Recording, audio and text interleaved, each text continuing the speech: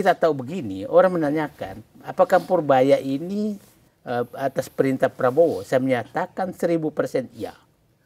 Pak Prabowo dengan pidatonya sangat ultranasionalis, sangat gaya Rambo, tapi tindakannya kayak takut-takut itu hatinya Rinto.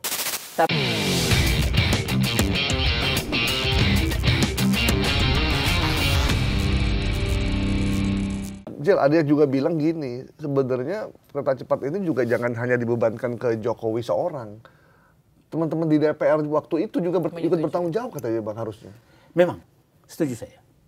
Karena DPR ini dulu tuh kayak, ya pasti begini contoh lah, ya. Sangat aneh. Setelah Purbaya teriak, kok yang marah DPR? Ya kan? Iya lagi. Iya lagi. Artinya, yang takut tersinggung mereka apa urusannya? Jadi artinya, ini semakin terbuka siapa sebenarnya biang kerok kerusakan bangsa ini. Mereka. Ini salah satu pengamat Purbaya. Gimana Jel, Purbaya Jel? Ya karena Purbaya ini ya, sekarang lagi ini juga kan ya Mas Gap ya. Nah kalau Pak saya sendiri ngelihat Purbaya saat ini untuk pertama dia udah buka ini kan gara-gara dia juga gitu ya. Sampai ada netizen bilang kalau ada mobil RI19 biarin aja. Kasih dia jalan. Dia lagi memperbaiki ekonomi rakyat. Betul. Itu kita bilang, sampai sebegini ya. Iya. Gimana fenomena Purbaya ini? Ya kan Purbaya ini saya dulu yang ikut mengangkat menjadi dirut dan Reksa. Jadi paham saya. Karakter dia bukan karakter fighter loh. Bukan karakter fighter. Dia karakter pekerja profesional. Yeah. Nah, kalau kita tahu begini, orang menanyakan, apakah Purbaya ini atas perintah Prabowo? Saya menyatakan 1000% iya. Kenapa? Karena bukan karakternya Purbaya itu. Nah, ini kan Pak Prabowo dengan pidatonya sangat ultranasionalis, sangat gaya Rambo, tapi tindakannya kayak takut-takut itu hatinya Rinto. Ya kan? Jadi hati Rinto. Jadi otak Rambo, mulut Rambo, hati Rinto.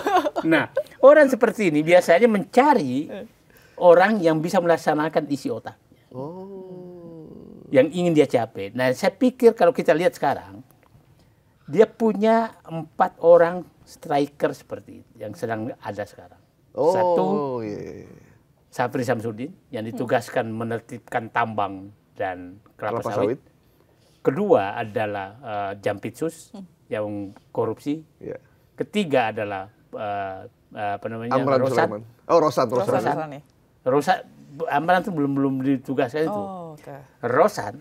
Nah, Rosan itu untuk BUMN. Yang keempat, Purbaya untuk membuka semua kebrokan yang selama ini ditutupi oleh Sri Mulyani. Di bea cukai dan pajak maksudnya? Macam-macam, di fiskal juga begitu. Termasuk ini ya, Jil, ketika Purbaya bilang akan mengambil uang cadangan kita yang ada di BI, itu hampir semua orang Indonesia kaget. Ternyata kita punya duit tuh di BI. Itulah coba. Sri Mulyani masuk Menteri Keuangan, utang itu bunganya itu hanya 1,5 sampai 2%. Keluar bunganya 7%. Dan sering sekali Sri Mulyani mengambil utang melebihi. Nah, pas masuk Purbaya kan ada kelebihan 500 triliun kan? Artinya 500 triliun kalau bunganya 7%. Ya kan?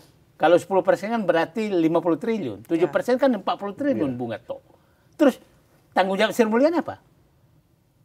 Nah, orang bertanya ke saya, masa uang itu dipindahkan? Ekonom lah.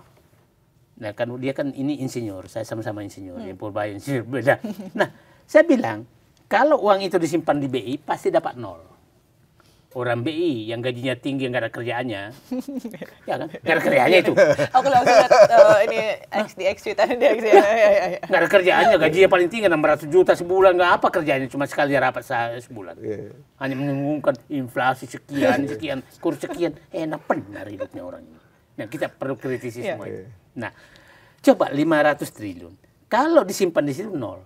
Kalau dibawa ke bank, maka bank kan ngambil 4%, maka Saididu hanya membayar 3%. Bunganya, ya kan? Nah, terus bank di mana? Dia ini kan ya minimal berputar lah. Nah, ini kok masih disalahkan? Terus apa yang benar menurut kalian? Nah, ini saya objektif aja melihat. Nah, banyak sekali yang dia buka, Nah, saya lihat sekarang Pak Prabowo kelihatannya perlu menambah sendok lagi untuk.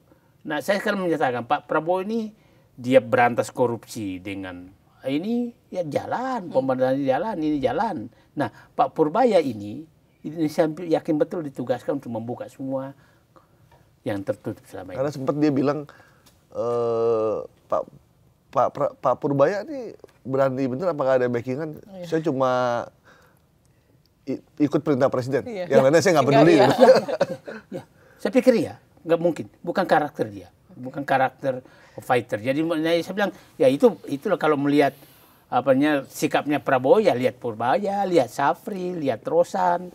Nah, itu lihat Jampitsus. Nah, makanya kalau jangan heran kalau orang-orang ini sedang diintai juga karena musuhnya saya tweet tadi musuhnya itu adalah Solo, oligarki, Parcok.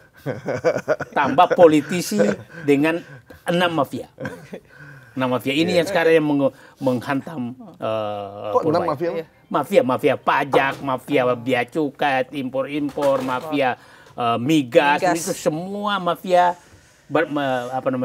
menghantam Purbaya. Karena kalau Purbaya buka semua, maka semua habis.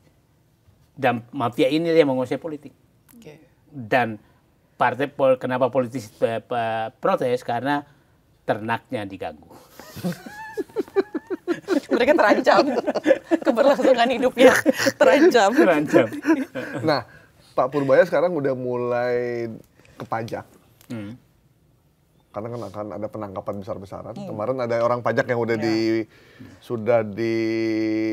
ditindak, kemudian udah mulai ke bea cukai. Dan dia bilang kan ada penangkapan besar-besaran ke bea cukai, dan kemarin kejaksaan juga udah mulai ke bea cukai. Artinya berarti Pak Purbaya sudah bisa tahu ya, mungkin dari info dari Pak Prabowo bahwa ada masalah di 2 direktorat ini. Jadi saya kalau abang kan dulu bekas BUMN, berarti tahu dong apa sih permainannya sampai itu gampang sekali. Itu tiap detik kan masuk tuh. Anda pindahkan kode barang aja udah.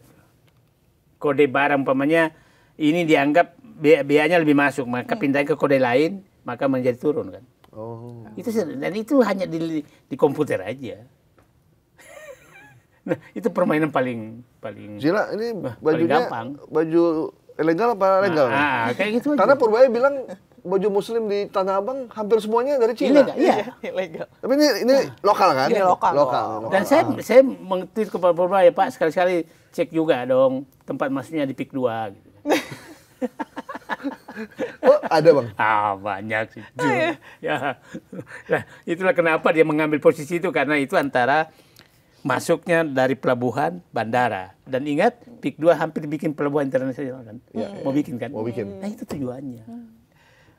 Makanya PSN-nya berhenti. Ya harus dihentikan. Dan itulah menurut saya cerdasnya Prabowo. Dia bikin otorita Pantai Utara Jawa. Maka seluruh bupati, gubernur tidak punya hak lagi melepaskan lahan itu. Berarti daerah lagi teriak-teriak. Berarti nggak ada lagi lurah kohot ya? Nggak ada lagi. Nah, itu oke, cerdas itu.